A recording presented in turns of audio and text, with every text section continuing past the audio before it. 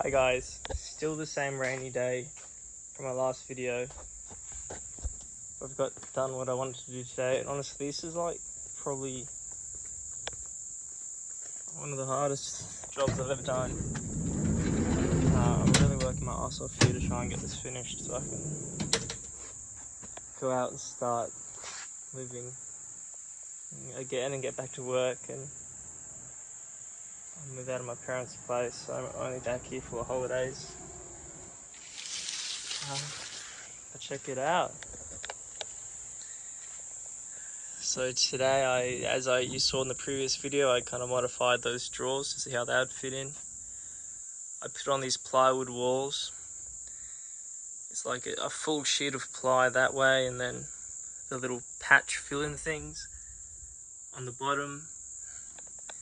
And then the top, you got to cut out all these weird shapes and angles because there's so many corners in this van, man. Like even these sheets of ply I chose to do the bend here. So it's one sheet, then the second sheet, as opposed to like a 3-tier, like 1 sheet, 2 sheet, 3 sheet, because then the geometry is just whack. I wanted some straight walls, so there's a bit of wasted room in here. And behind that, which you'll see in a moment. But it was just about making it simple and workable without, I don't want too many creases on my walls either. So just find that in between. I got my bed frame in. Underneath, they're painted from the other day. Bed frame are just made up with lots of little bits of ply, filling gaps, because that's going to be covered with a mattress, it doesn't matter.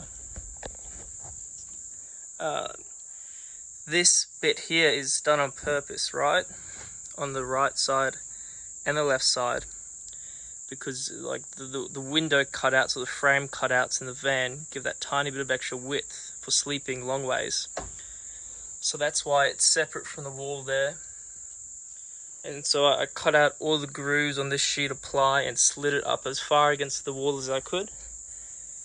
And then when I screwed this one in the top, I made it so the height rests on top of that little windowsill, and I pushed it in as far as I could. And then literally just pushed up this retainer piece and screwed it in the whole way down, so it's widest down there, then it follows the shape of the van and it's a little bit narrower here. I did that on both sides, and I'll make a piece that fits in there, a nice triangle, and that'll look fine, especially once you get some colour and some more furnishings in the van. Thank fruitcakes, it is done to this stage. You see these here, they're going to be seats.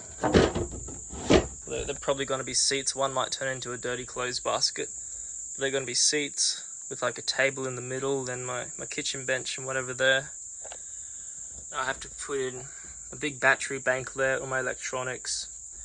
This will have a barrier through it, which I was going to put flush with this up and down, another bit of ply, like a barrier. But I decided I'll set it back on this divider here, up and down, because this space here might be a good spot just to like put your backpack or like your swim bag. Or I might turn it into shelves and make it a little bookshelf. I don't know, but I'm just really happy to have those walls up, because the next thing to do will be to sweep all the sawdust out. And I've been working on this floor today, which is still only a day into drying, but I had plastic sheet covering it, so I was on a little square of plastic sheet. There it is, moving around. Oh yeah, but I'll sweep out all the sawdust and then put down a really good plastic sheet.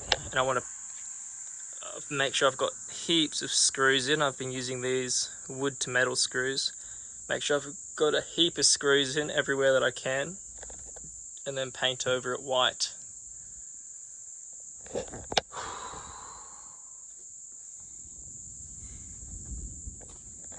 yeah, this is my mess. I pack this up at the end of each day. That's it. I don't even know what time is. I literally started like 8 o'clock in the morning, a bit patchy because of rain. When I made the first video, then I've just been measuring and cutting, then hauling wood, then screwing, then measuring.